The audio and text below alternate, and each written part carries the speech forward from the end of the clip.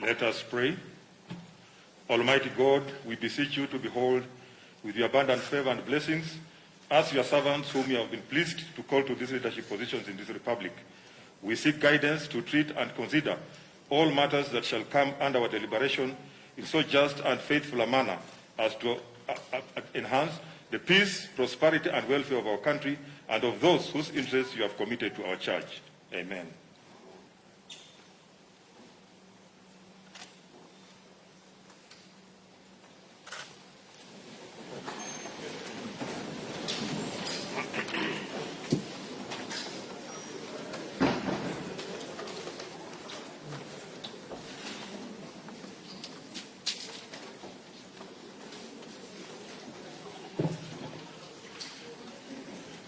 Your Excellency, Honorable Uhuru Kenyatta, President of the Republic of Kenya and Commander-in-Chief of the Kenya Defense Forces, the Right Honorable Speaker of the National Assembly, Honorable Justin Muturi, Honorable Members of Parliament, Article 1321B of the Constitution of Kenya requires the President to address a special sitting of the Parliament of Kenya once every year and at any other time. Further, Article 1321C requires the President to, among others, once every year, report in address to the nation all the measures taken and the progress achieved in the realization of national values set out in Article 10 of the Constitution. In addition, Article 247 of the Constitution requires the President, in his capacity as the Chairperson of the National Security, NSC, to report to Parliament annually on the state of the security of the Republic. In this regard, pursuant to Article 1321B and C, 1 and 2 of the Constitution and Senate Standing Orders number 22.1 and 2, upon request by the Presidency, vide letter reference number SH/15 dated 23rd October 2020, I gave notice of today's special sitting to the Honorable Senators by Gazette Notice number 8976, which was published in the Kenya Gazette on Friday, 6 November 2020. Accordingly, Honorable members, this special sitting is properly convened. I thank you.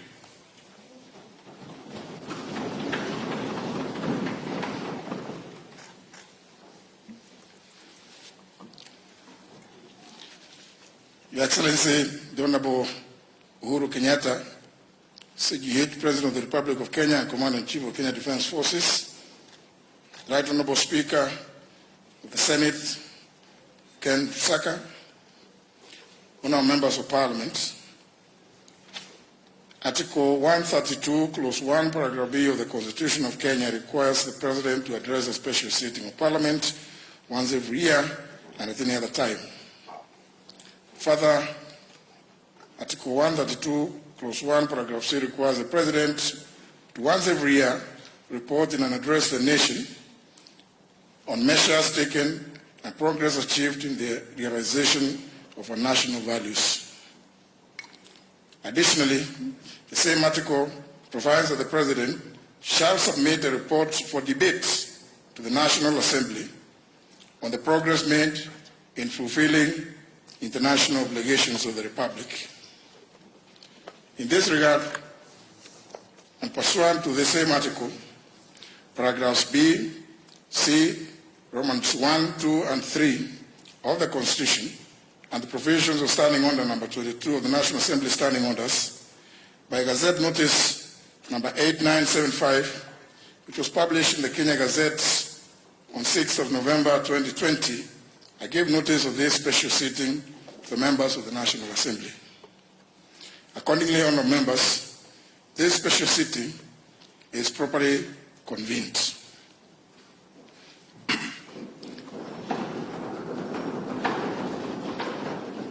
Your Excellency, allow me, in the usual parliamentary practice, to recognize some key invited guests with us here today. Seated at the Speaker's row, I wish to recognize the Honorable Deputy President of the Republic of Kenya, His Excellency Dr. William Ruto, the former Prime Minister of the Republic of Kenya and the African Union's High Representative for Infrastructure Development in Africa, the Right Honorable Raila Amolo Odinga,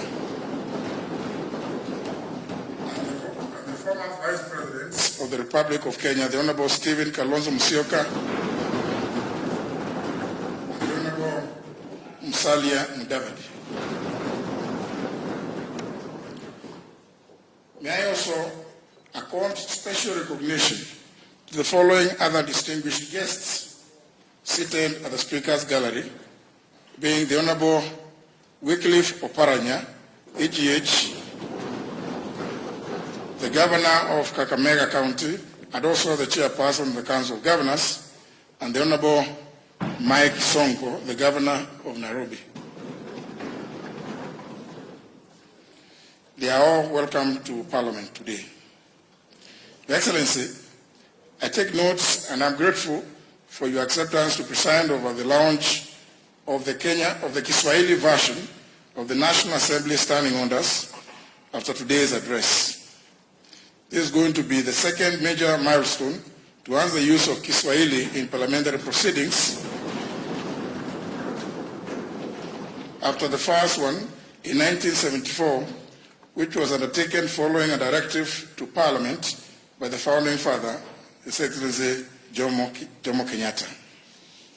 Towards this end, I am grateful that our public universities partnered with us in making the translation of the English version of our standing orders into Kiswahili. Of particular mention in this regard, Your Excellency, is the University of Nairobi, represented here today by the Vice Chancellor, Professor Stephen Gitahi Kiama,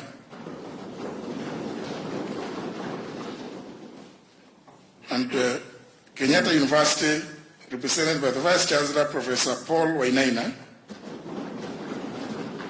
and Moi University, represented today by the Vice Chancellor, Professor Isaac Kosgei. I acknowledge their presence. Your Excellency, accompanying the Vice Chancellors are the following Kiswahili experts who deserve special mention because they worked directly with the National Assembly team to make possible the translation of our standing orders to Kiswahili. They are Professor Mwangi Irihe, Professor Kitula Kingei, Professor Sierra Momanyi, Dr. Robert Oduori, Dr. Miriam Osore, Dr. James Michira, Mr. Vincent Magugu, and Mr. Nuhu Bakari. I salute them all. In the same breath, Your Excellency, I also wish to thank members of staff who painstakingly worked with the experts to deliver the Kiswahili standing orders. A special mention goes to the Clerk of the National Assembly, Mr. Michael Sialai, and Mrs. Samuel Jeroge and Kipkemboe Arab Kirui, the Director and Deputy Director of the Directorate of Legislative and Procedural Services, respectively. Honourable members, invited guests, ladies and gentlemen, it is now my singular honour and privilege to invite His Excellency the President of the Republic of Kenya and Commander-in-Chief of Kenya Defence Forces to address this special sitting. Asanteni sana.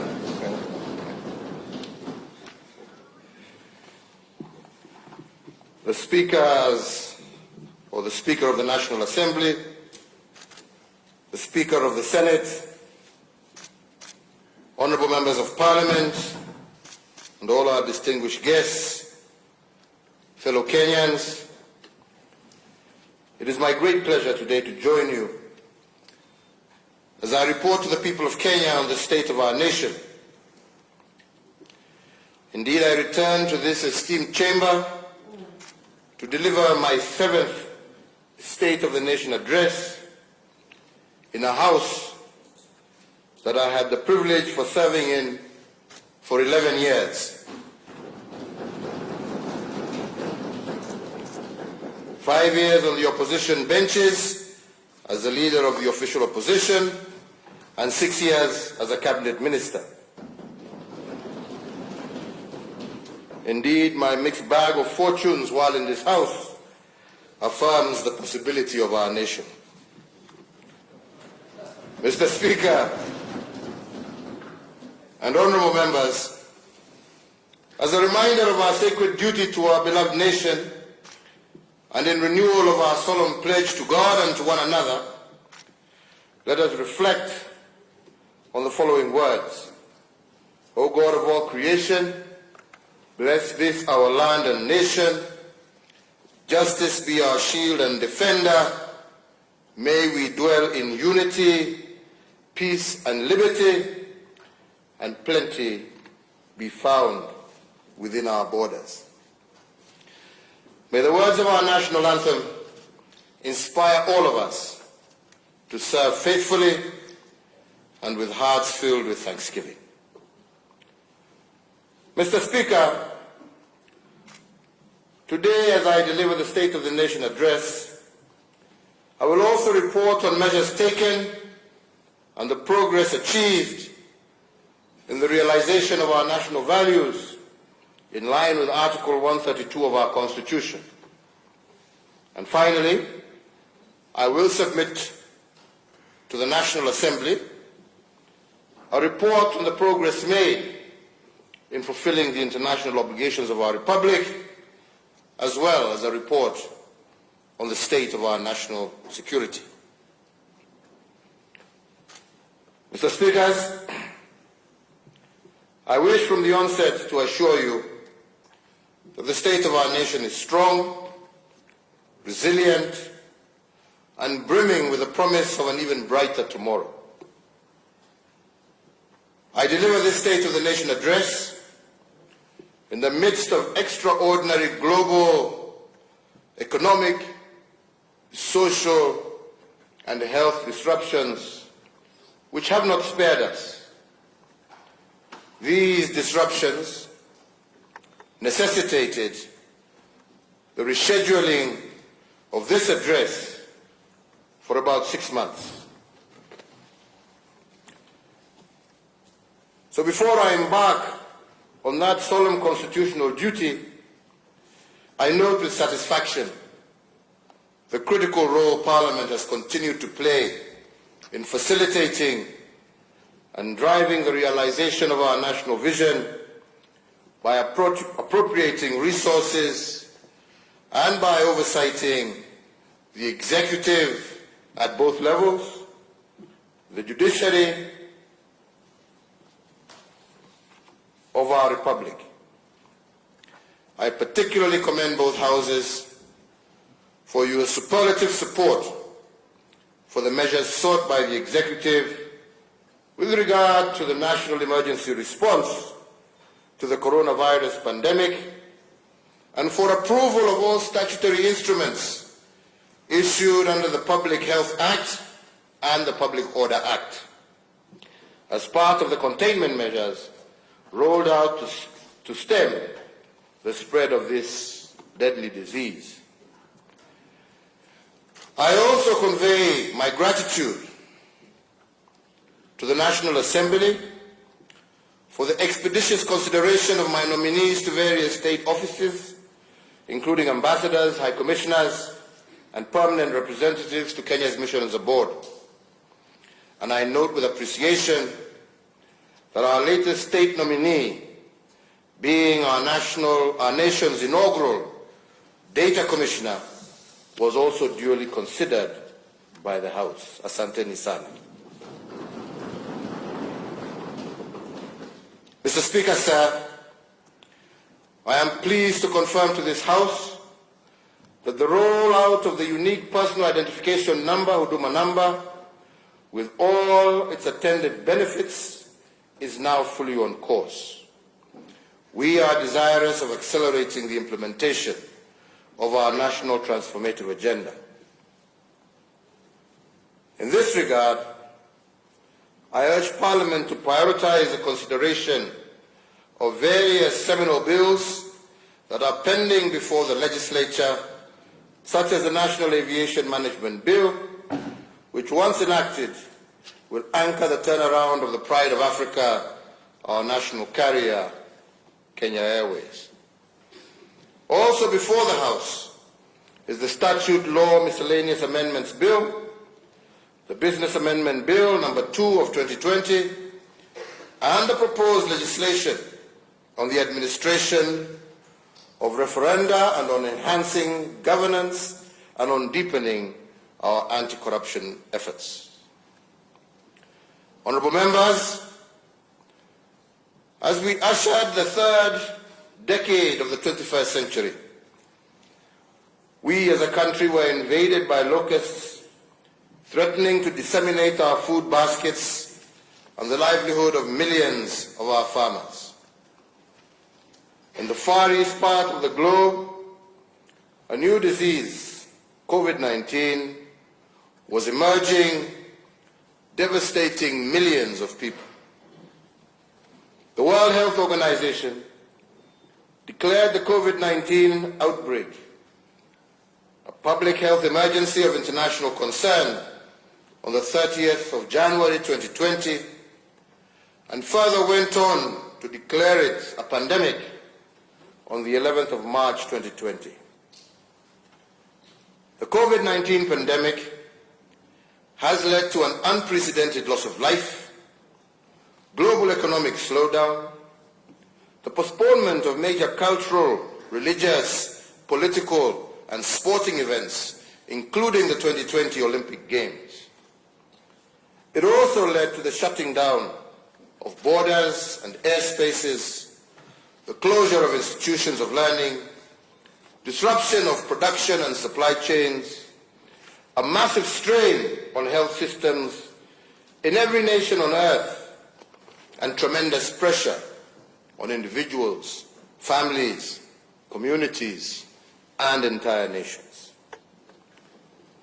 On the 28th of February 2020, through Executive Order number 2 of 2020, I established a framework to upscale and coordinate Kenya's preparedness and response to the coronavirus threat. Kenya's first case of COVID-19 was confirmed on the 13th of March 2020. In the days and weeks that followed, my government put in place a series of public health measures to stem the spread of COVID-19. These included Kenya's first ever nationwide curfew since independence, the restriction of movement into and out of most affected counties, the shutdown of learning institutions, a ban on public and social gatherings, restriction on the number of passengers in public service vehicles, among other containment measures. Our health institutions also ramped up their preparedness by training their staff on management of the disease, by creating isolation areas, and by procuring the deployment and deploying the relevant equipment and medication. Despite these commendable efforts, as of this morning, Thursday the 12th of November 2020, we have reported a total of 66,723 confirmed cases of COVID-19 in our country, and sadly, also a total of 1,203 deaths since this tragedy fell upon us, out of which we can say that 23 persons succumbed to the disease over the last 24 hours. Our hearts go out to the families who have lost loved ones to coronavirus. Our thoughts and prayers are with those who are undergoing isolation or treatment with respect to this disease, and we wish them a quick recovery, a quick and complete recovery. Honourable Speakers, honourable members, I would like at this juncture to request all of you to rise on your feet and join me in observing a minute of silence in honour of the memory of 1,289 Kenyans who have succumbed to this deadly disease.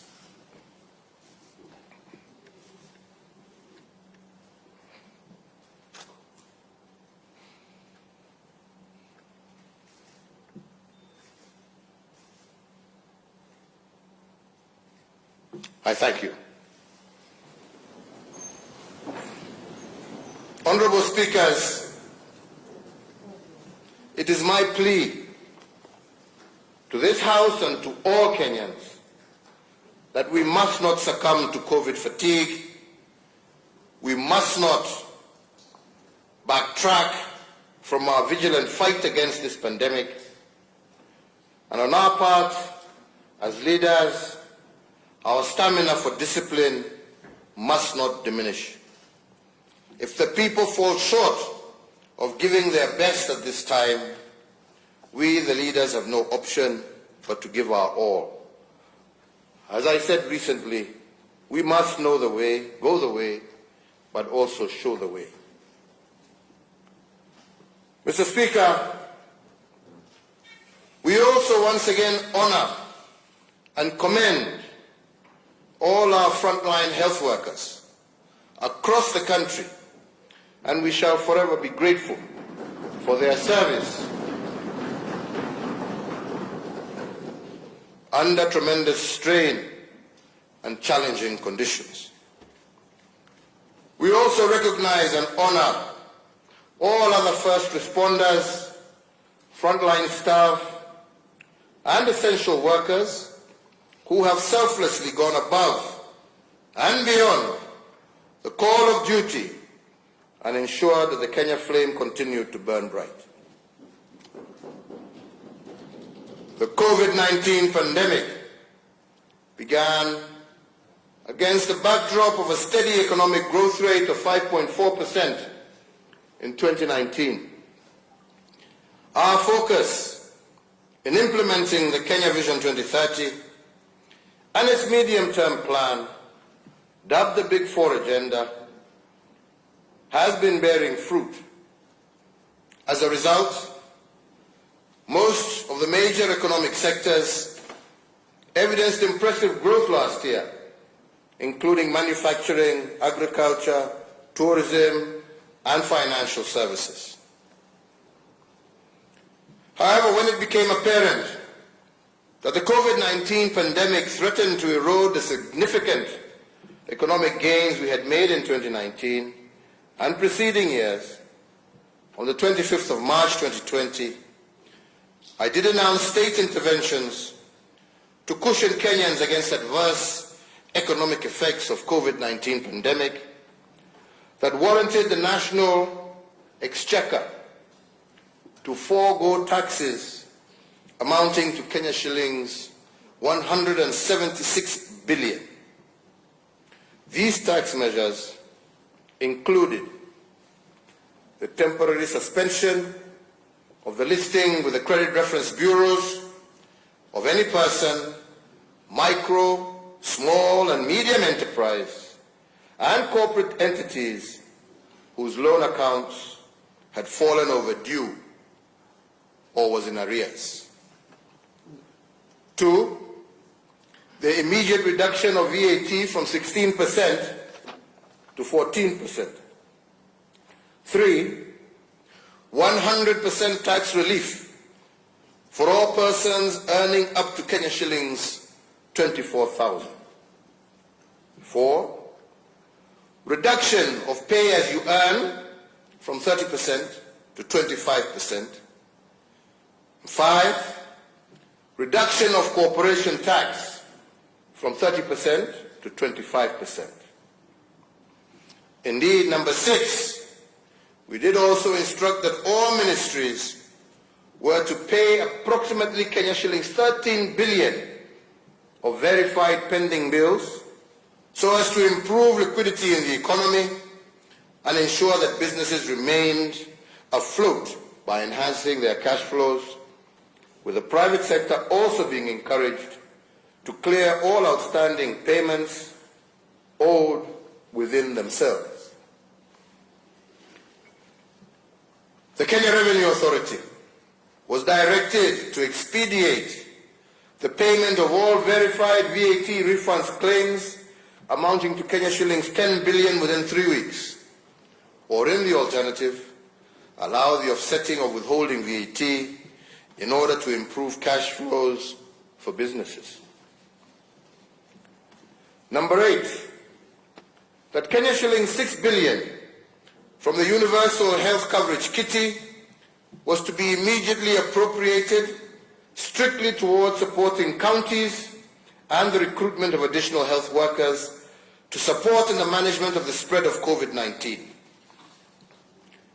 And number 9, the lowering of the central bank rate from 8.25% to 7.25% so as to prompt commercial banks to lower interest rates applicable to their borrowers and thereby availing much needed affordable credit to micro, small, and medium enterprises across the country.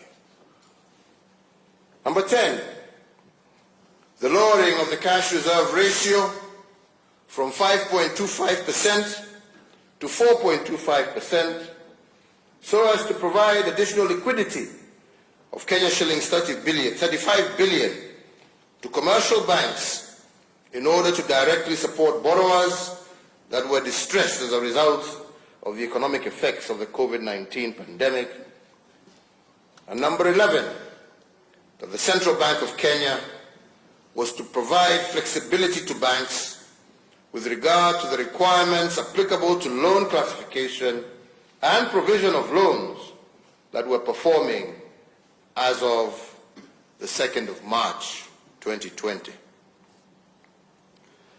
In addition, my administration, with the support of Parliament, further initiated an 8-point economic stimulus program amounting to some 56.6 billion Kenya shillings. The major objective of the program was to return the economy to the growth trajectory it was on pre-corona by increasing demand for local goods and services, cushioning vulnerable Kenyans, securing household food security for the poor, and creating employment and incomes. More importantly, the program sought to enhance liquidity in support of the business sector, particularly micro and small enterprises. Accordingly, we set aside a further Kenya shillings 5 billion for the operationalization of the credit guarantee scheme. The recovery program also targets to revamp a broad spectrum of economic sectors by hiring 5,000 health workers and 11,000 interns, even as it supports our teachers as they continue to enhance the delivery of knowledge to our children. It further seeks to create 100,000 job opportunities for the youth, besides implementing a subsidized farm input scheme for vulnerable households, and parts of the resource allocated will be utilized on the ongoing fabrication of 250,000 school desks crafted by local artisans. Mr. Speakers, despite the very difficult times that we have faced as a nation, our people have remained resilient. In the face of tremendous economic challenges and the health crisis we are facing, the majority of us have truly been our brother's keeper. Not only have we stood with our family members and friends going through hard times, we have also acted responsibly by following the laid down public health directives. But fellow Kenyans, we are yet to get out of the woods, and so I urge all Kenyans to keep doing that which is honorable and right. As a nation, we will overcome and thereafter soar to even greater heights. Mr. Speaker, the COVID-19 pandemic has brought to the fore the urgent need for us to upscale our implementation of the universal health coverage pillar of our Big Four, which pillar seeks to eradicate the poverty of dignity and transition our nation into an era where no Kenyan should be forced to sell their land in order to settle their medical bills, or be forced to make a choice between buying much-needed medicine and using money to feed their children. An impossible choice. Last year, I informed Parliament that the national government, in partnership with the county governments, was piloting the universal healthcare program in the counties of Nyeri, Machakos, Kisumu, and Isiolo, in preparation for a rollout nationwide. I am pleased today to report that the pilot program for universal healthcare was successfully implemented, and out of it, we have isolated critical learning points that have informed enhancements to my administration's health policy priorities going forward. As we inch closer to the national rollout of the universal health coverage, I also, a fortnight ago in Mombasa, launched the biometric registration for the universal health coverage scheme. Similarly, my administration is instituting far-reaching reforms of NHIF as it perfects the medical insurance scheme. Honourable Members of Parliament, it is notable too that there has been a phenomenal increase in mental illness across the country and indeed around the world, which has caused serious national distress and anguish in our families. As a government that cares, I have established an office in the Ministry of Health with the full responsibility of spearheading our national response to this latest disruption to our social order and our nation's wellness. To institutionalize this initiative, I have issued an executive order establishing an ultra-modern national mental health hospital and also elevated Mathare National Teaching Referral Hospital as a semi-autonomous specialized hospital, and I shall be looking to this House to support in the funding of this facility. The East Africa's premier mental health facility will be established to offer training, research in psychiatry, specialized psychiatric services, forensic psychiatric services, child and adolescent mental services, and substance abuse related and addictive disorders treatment and rehabilitation services. Challenges to our public health notwithstanding, I am confident that in partnership with the county governments, we are on course to realize the aspirations that we have of universal health coverage for all. Honourable members, a nation's future is its children. As custodians of and trustees for future generations, it is our duty to protect, nurture, and mold our young children into responsible citizens. Our children embody the only true guarantee of continuity of this project that we call Kenya. To this end, my administration continues to institute far-reaching reforms within our education sector. And in January last year, we successfully completed the rollout of the competency-based curriculum, an exercise which, while notwithstanding its challenges, is one that has nevertheless been fully embraced by all stakeholders in the education sector. As at the end of 2019 calendar year, we had been able to achieve a textbook to pupil ratio of 1:1 for grades 1 to 3. I assure this distinguished sitting that the journey to replace the 844 system with a new fit-for-purpose curricula is well underway, and refinements are being undertaken in the course of implementation. Honorable members, as a parent and also as a grandparent, I share in the pain and frustration of most parents in having our children home for nearly an entire year. However, as a responsible government, we put the health and safety of the children as the paramount consideration.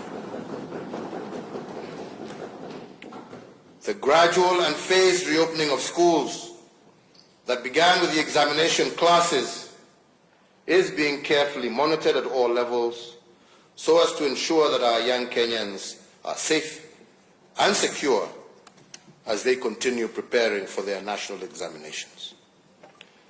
The Ministry of Education will, within 14 days of the date hereof, announce the 2021 academic calendar, with all other classes expected to resume learning in January of 2021.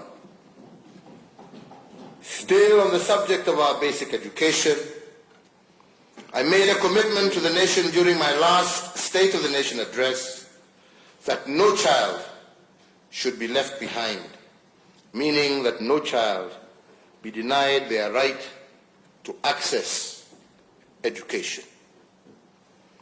I am pleased to report to this House that for the second year we have been able to achieve a transition rate of 100% from primary to secondary schools. And even as we prepare to reopen schools, I once again reiterate that no child will be left behind, even those who unfortunately have transitioned into being young parents. Honorable Speaker, we must say that in the face of these undoubtedly impressive gains, we must guard against resting on our laurels. The next frontier in the quest to providing education for all is to improve our education in Kenya by enhancing quality of education, both in terms of physical structure as well as content. It is evident that our public day and boarding secondary school infrastructure is overstretched. As a result, our students are suffering congestion in both classes and dormitories. These challenges, however real, must not stop us from pursuing what we know to be the right thing for our children. Rather, they should act as motivation for us to work even harder.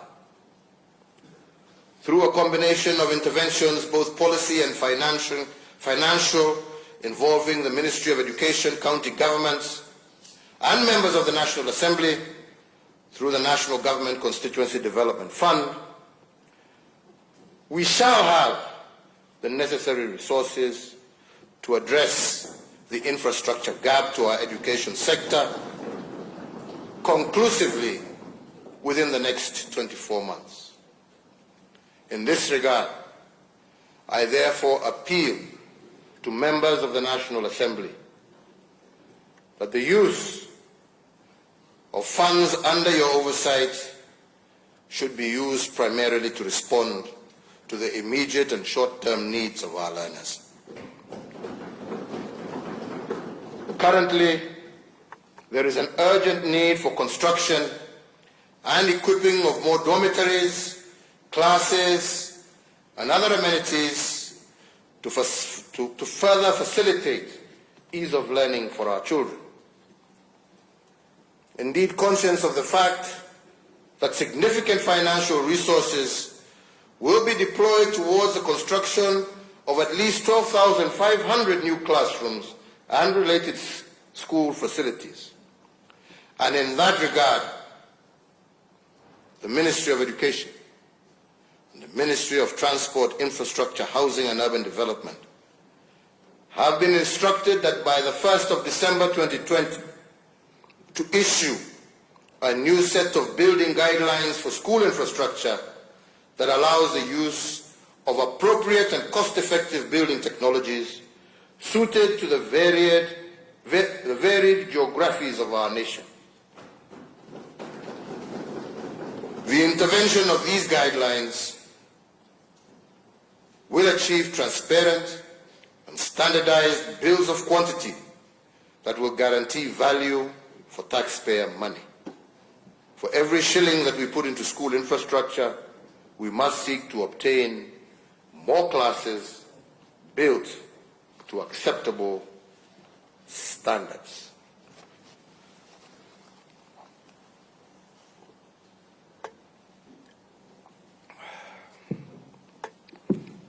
Fellow Kenyans, honorable members, Mr. Speakers, on the state of our economic development at Article 132, read with Article 10 of our Constitution, I am required to report to Parliament on a wide array of economic, social, and relational achievements. I call the sum total of these achievements our economic development. Honourable members, economic development is not about intentions and activities. It is about results. It is not about the volume of what we did. It is about the impact of what we achieved. In other words, economic development is the measure of the tangible, positive transformation of the well-being and the quality of life of our people. During this year's reporting, I will focus on 4 areas of primary thrust and situate the 4 areas within the broad framework of the Big Four.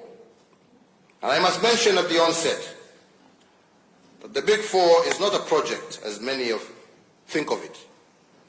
The Big Four is an economic development strategy or framework which I have used to organize government delivery and to answer the question why in terms of the selection of the priority areas that we are working on. The philosophy of the Big Four is anchored in 4 intentions which we have pursued relentlessly this year despite the problem of COVID-19. The first one is liberating our urban poor from the poverty of dignity caused by poor housing and inadequate services. The second is transitioning our young people from being earners of wages to owners of capital. And the third is building a holistic base of human capital that is food secure and health assured. And the fourth is jump-starting the shift from being a country of net consumption to one of production. And this has been our why for the Big Four during this difficult year. Let me begin my report to you by discussing the poverty of dignity visited upon our urban poor. Indeed, it is a shame that almost 60 years after independence, a majority of our urban dwellers live in a dignity-poor environment. Their sanitary conditions are inhumane, their habitations are deplorable, and our intention is to reverse this. And the Nairobi Metropolitan Service is pilot project that has been successful in rolling back the frontiers of this urban indignity. The other intervention we have engaged in is that of affordable housing under the Big Four. And my administration's pilot project at Park Road, Nairobi, is the first beacon on this journey that was delivered ahead of schedule and within budget. We have also concluded the successful incorporation and capitalization of the Kenya Mortgage Refinance Corporation. This corporation will improve mortgage affordability, increase the number of qualifying borrowers, and result in the expansion of the primary mortgage market and home ownership in Kenya, while also deepening the capital markets through large-scale, medium to long-time refinance options. I would also like to report that there are also ongoing reforms in the land sector to improve access to land as a factor of development. Towards further promoting and sustaining Kenya's national development, the National Land Titling Program continues apace. During my administration and over the last 7 years, 4.5 million new titles have been issued since 2013, as compared to 6 million titles issued from 1963 to the year 2013. These are not mere abstract statistics, honorable members. They represent very real gains from wananchi and the resolution also of long-standing historical land injustices. For example, just last week in Samburu County, only 2,000 group ranches were titled by the preceding administrations. But up to early this month, my government has issued over 10,000 new titles in Samburu County, and by January of next year, we are on course to have issued a further 15,000 title deeds. Honorable members, just over a month ago, I also issued a further 2,000 titles here in Embakasi Ranching in Nairobi, whose combined value to the owners is approximately 6 billion Kenya shillings in the hands of our people today. So, honorable members, to restore fully the sanctity of title, we are also digitizing all the land records across the Republic. This national endeavor is anchored under the National Land Information Management System, and the system is designed to enhance security of land records, improve accessibility, and also dramatically reduce the cost of land transactions. I call on all stakeholders, and in particular the Law Society of Kenya, to embrace and support this positive transformation that removes land information management in Kenya from its current 19th century system and standards to those that are more appropriate to the 21st century. Other reforms in this sector include the formulation of the Sectional Properties Bill to bring legal clarity to the ownership of sectional properties. The bill is in its final stages before introduction to this esteemed House. My prayer to you, honorable members, is that we may pass this bill that will allow millions of Kenyans access mortgage and credit for their apartments and smaller dwellings, and to create greater equity for all our people.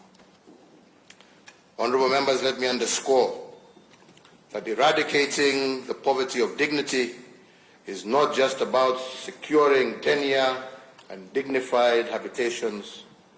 The poverty of youth dignity is also one of the areas that we have focused on. Youth pessimism and fatalism can also be turned to patriotism. If youth are liberated from the poverty of dignity, we have worked hard to give youth self-esteem and a sense of purpose. And we have done this because dignity comes from self-reliance and a sense of contributing to society.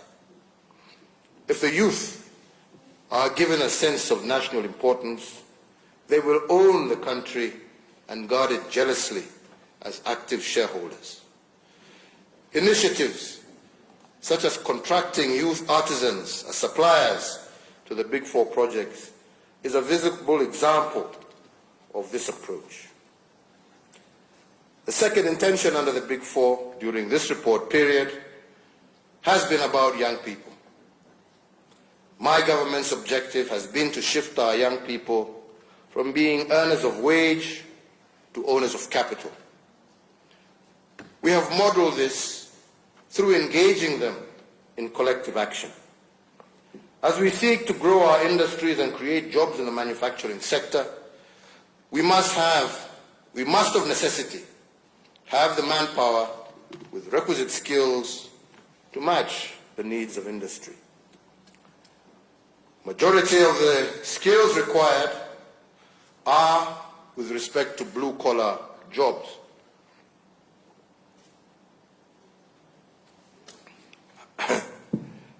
To blue-collar jobs that need young men and women who understand the basics of the digital economy and who have the capacity to deploy both knowledge and ingenuity as they seek to solve practical problems.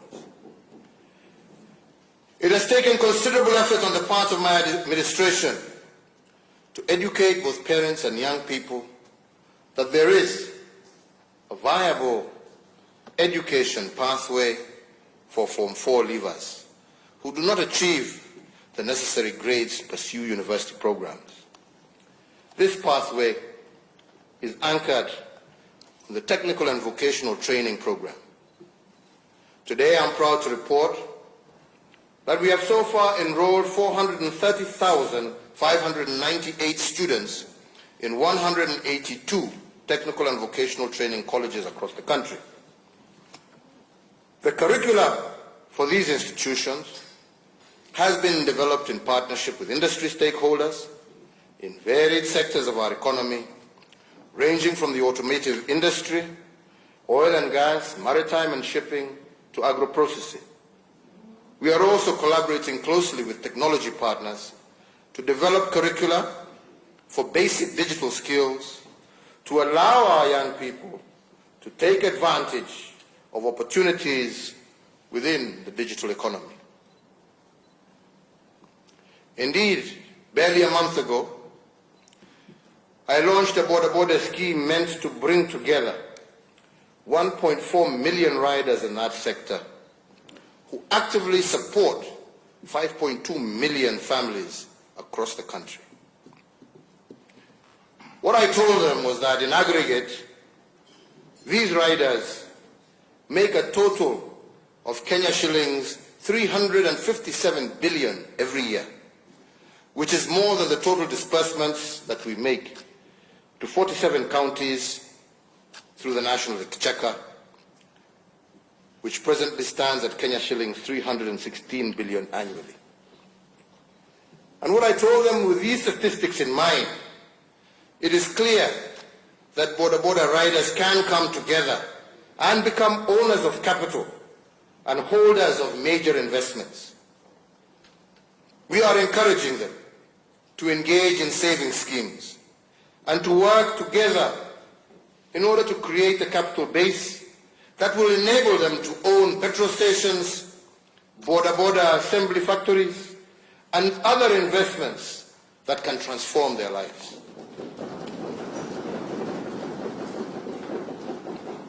Shifting our youth to become owners of capital also requires us to develop productive capabilities that move from the rudimentary to the complex operations.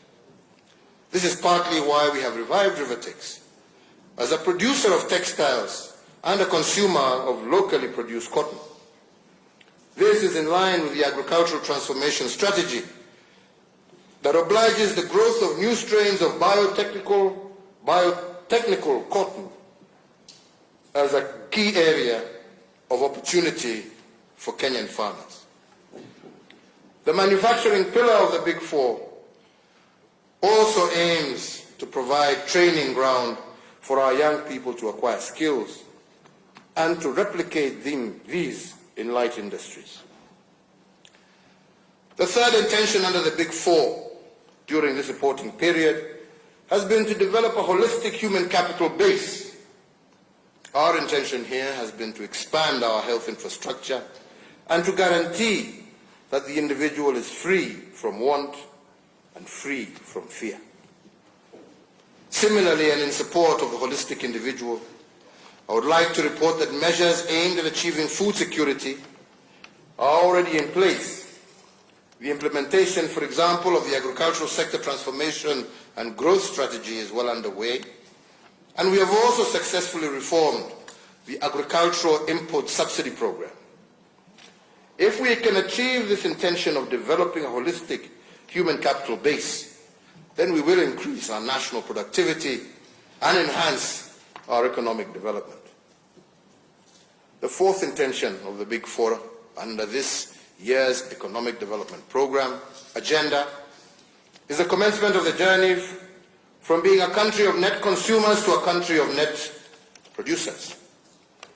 And in order to make this shift, we must admit that we cannot experience any significant progress in manufacturing and agro-processing without the building of transport systems and making significant investments in energy. Honourable members, even as we mooted the Big Four intention, some of us recognized then, as we still recognize now, that the task of ending the indignity of not having decent shelter, the task of enhancing access to universal health coverage, the task of enabling all who are willing to live in dignity through sweat of their brow to thrive, and the task of ensuring food and nutrition security would not be completed in a single term of office. That being the case,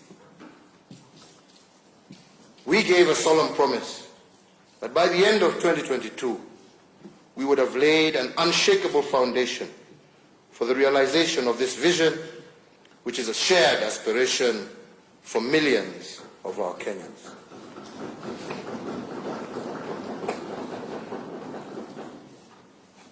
As an enabler to the Big Four agenda, my government will continue to roll out seminal programs in response to the needs of businesses, both large and small. We are continuously enhancing the ease of doing business and creating an enabling environment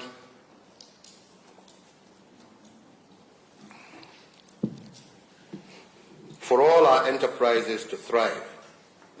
Earlier this week, I commissioned a transit shed at the Kenya Railways Nairobi and dedicated it as a clearing point for cargo imported into the country by our small traders, saving them the agony and inconvenience of delayed clearing of their trade wares, as well as saving them considerable financial cost. The dividends of our sustained reforms and investments over the last few years continue to enhance our nation's competitiveness and ranking globally. We have recorded many milestones thus far, such as Kenya's 80 slot improvement since 2014, with our nation currently ranked at number 56 globally and ranked third in sub-Saharan Africa on the Ease of Doing Business Global Ranking Report. This from a low of 136th position globally in 2014. As an affirmation of our place of pride within the community of nations, Kenya now ranks number 1 globally in protecting minority investors and 4th globally in terms of getting credit. The number of companies registered daily has increased by 500% from 30 in 2014 to 200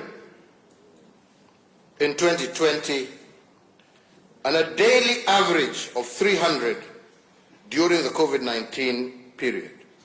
On aggregate, 400,000 companies are annually now registered in Kenya. My government, watu wanafanya biashara tu huko, hata nyinyi. My government has heeded the cries for bold and decisive actions to reduce the unnecessary regulatory burden occasioned by the multiplicity of licenses at both the national and county levels. Our initial focus in Nairobi City County has seen the waiver of a single business permit to all new businesses registered in Nairobi for the first 2 years of their operations, effective March of this year. We have also waived the presumptive tax requirement for all new businesses. These 2 initiatives and others within our Ease of Doing program will now be aggressively rolled out nationwide as we endeavor to make it easier for both local and international investors to set up, operate, and expand their businesses. And our endeavor is to make Kenya the best country on the continent in doing business by the year 2022. And for this, I seek the support not just of this House, but also of our 47 county governments. As we continue to create an enabling environment for our enterprises to thrive, we are also enhancing connectivity in the country through ports, road and rail. In respect to key national trunk roads, the construction of the Nairobi Expressway project continues apace, and just last month I witnessed the signing of Africa's largest public-private partnership funded project, the Nairobi-Mau Summit Expressway. These are milestones which will have significant impact on the economy by decongesting Nairobi's gateways on the part of the expressway project and by opening up the economies of increasing connectivity in Western, Rift Valley and Central Kenya on the part of the Nairobi-Mau Summit project. Honorable members, with regards ports and bridges, the Lamu Port Berth 1 is now complete, and the focus has shifted to bringing it into full operation for transshipment cargo. My administration is also now in the final stages of installing the Likoni Floating Bridge, an 824-meter long bridge costing 1.9 billion that will be the first automated floating bridge in Kenya. The Likoni Floating Bridge will help to decongest ferry transport of the Likoni Channel in the context of the COVID-19 safety concerns and beyond by providing a safe pedestrian connectivity from Liwatoni on Mombasa Island to Ras Bofu on the Likoni mainline side. Further, the Kisumu Port rehabilitation works are ongoing, and the new port is now, as we speak, already processing fuel products to Uganda.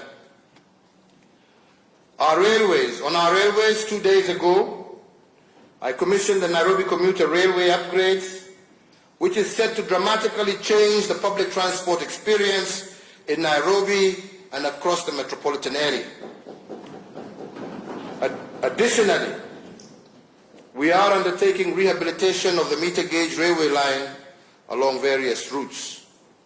The Nairobi to Nyanyuki route is now back in service after decades of dormancy, with the Naivasha to Kisumu and Naivasha to Malaba route currently ongoing, an overhaul under a multi-agency team coordinated by the Kenya Defence Forces.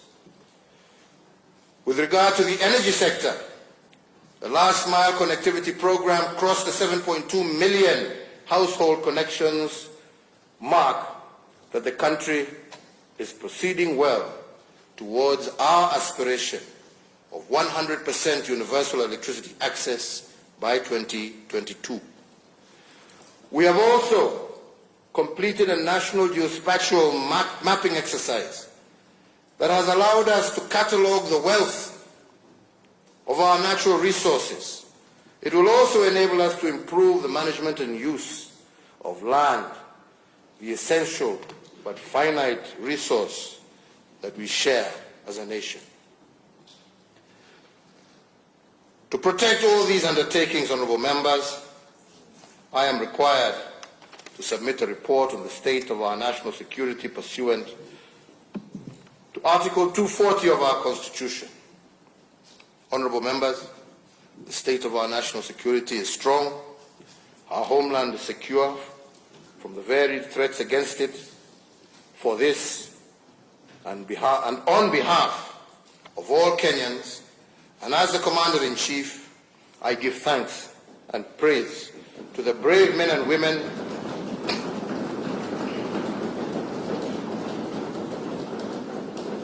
of our security services. They have continued to rout out terrorists, arrested and prosecuted many. Their plots are detected and disrupted before they can cause serious harm to more innocent Kenyans.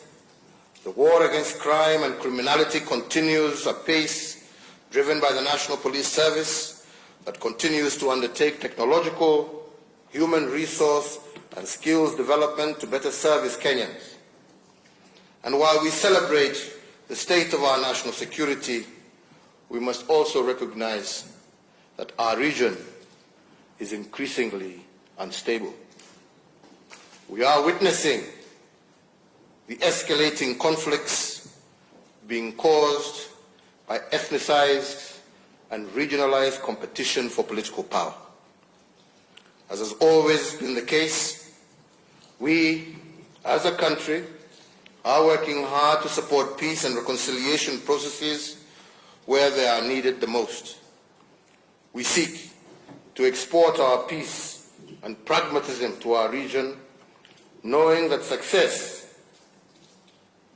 in our region will further secure our nation. Honourable members, we must always remember that the wages of bad politics is the people's suffering and ruin. Many neighboring countries today need a handshake. They need a politics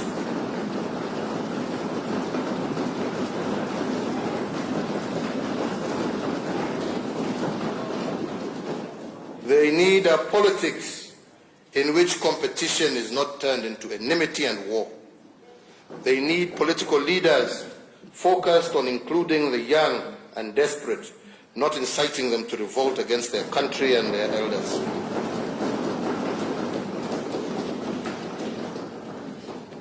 We have learned as Kenyans that elections alone cannot bring peace and unity to a divided people. For that, leaders must reach out to each other and build bridges over turbulent waters to allow the people to cross into safety and prosperity. Our state of national security will remain strong as long as we practice inclusive and sober politics. I ask the members of this House, all leaders, and all Kenyans to deeply ponder their role in promoting the politics that assures our security, deters our enemies, and is focused on serving the people.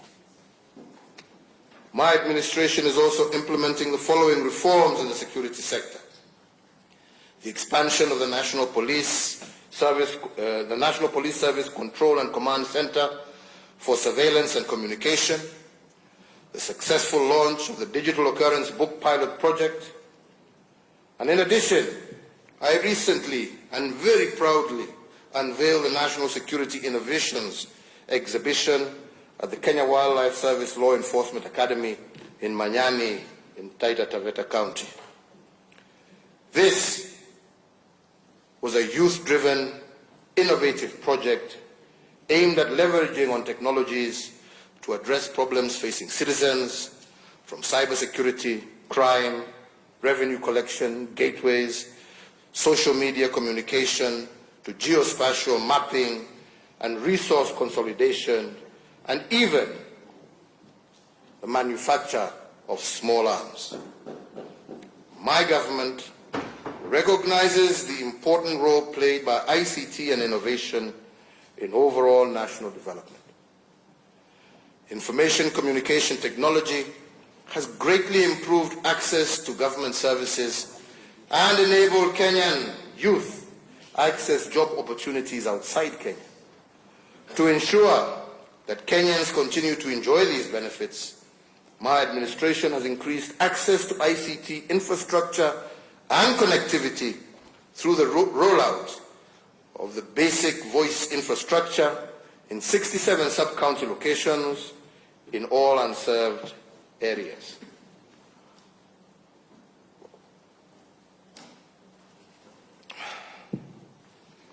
To improve access to information and e-government services, my administration has also established 135 constituency innovation hubs across the country.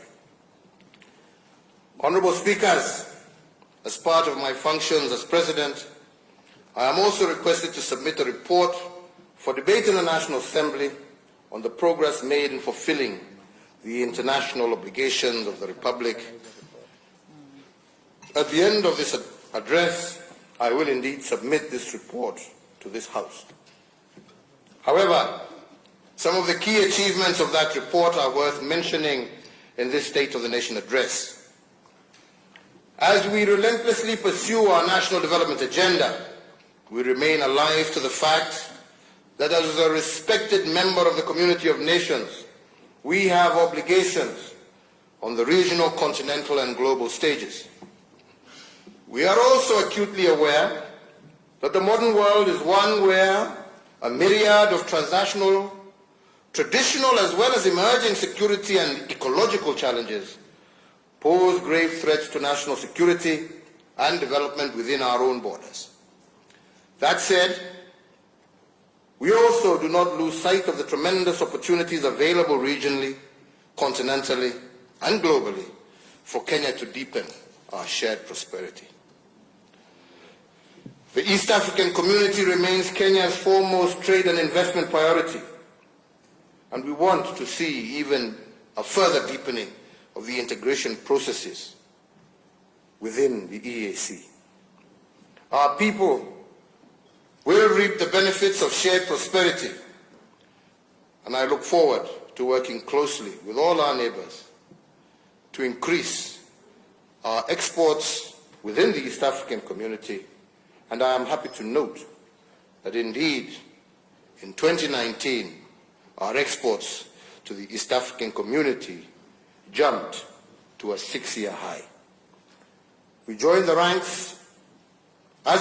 ranks with our brothers within the African continent, in March of 2018, Kenya and Ghana were the first countries to not only sign but also to ratify the landmark agreement creating the African Continental Free Trade Area.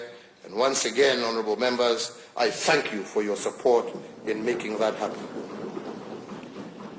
This agreement brings the 54 African nations under one common market with a population of 1.2 billion and a combined gross domestic product of more than $3 trillion US.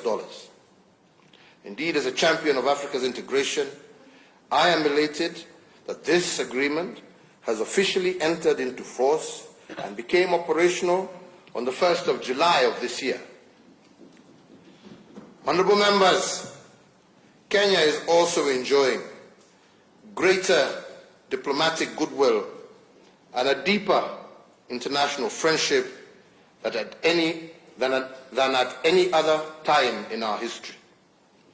We are engaging with the United Kingdom to evolve an arrangement that will guarantee us continued access to the United Kingdom market following their exit from the European Union. Similarly, we are proactively consulting with the United States of America for a solution that will ensure Kenya's continued access to the United States market beyond 2025, when the Africa Growth and Opportunity Act comes to an end without the need for the PAC's further renewal. Apart from deepening our cooperation with our traditional partners, we have also sought to unveil new frontiers for mutually beneficial cooperation with countries in Eastern Europe, the Asia-Pacific region, as well as the Caribbean. I am pleased to report to this House that last year Kenya assumed the presidency of the Organization of African and Caribbean and Pacific States for the period of 2019 to 2023. Based on our strong conviction that we should leverage on our rich experience and leadership to articulate Africa's issue in the global arena, we offered also our candidature for the non-permanent seat at the United Nations Security Council for the period 2021-2022. We obtained the overwhelming endorsement by the African Union, which was reaffirmed during the 33rd Ordinary Session of the Assembly of Heads of State and Government that took place in Addis Ababa in February of 2020. And I am pleased to report that when elections were held in June this year, Kenya was elected as a non-permanent member of the UN Security Council for that period of 2021-2022. Being a member of the most influential body of the United Nations gives Kenya an opportunity to play a more significant role in the pursuit of peace and security. And I wish to thank the African Union for its support, as well as the many friendly nations across the world who voted for us, for this is indeed a big win for Kenya and Africa.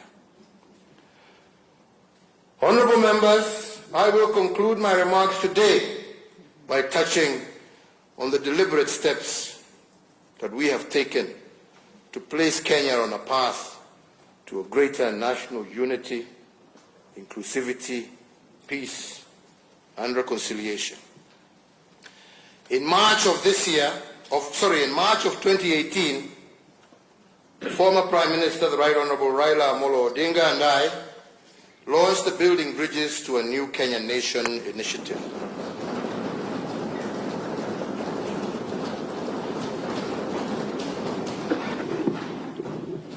To support the same, in May of 2018, we established the Building Bridges to Unity Advisory Task Force.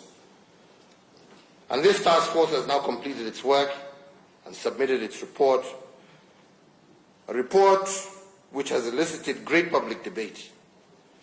The report extensively evaluates our national challenges and makes robust and comprehensive practical recommendations to address them.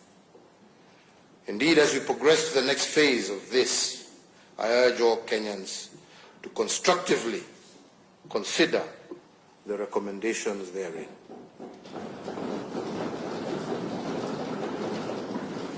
More importantly, let us continue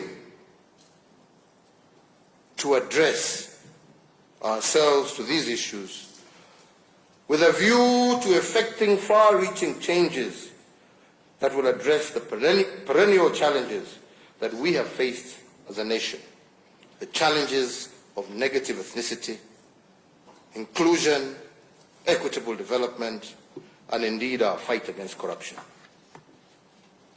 Honorable speakers, honorable members, fellow Kenyans, like Moses in the Bible, who sat at the top of Mount Nebo and saw the future that the people of Israel were about to cross into the promised land, I too have seen our future. This is what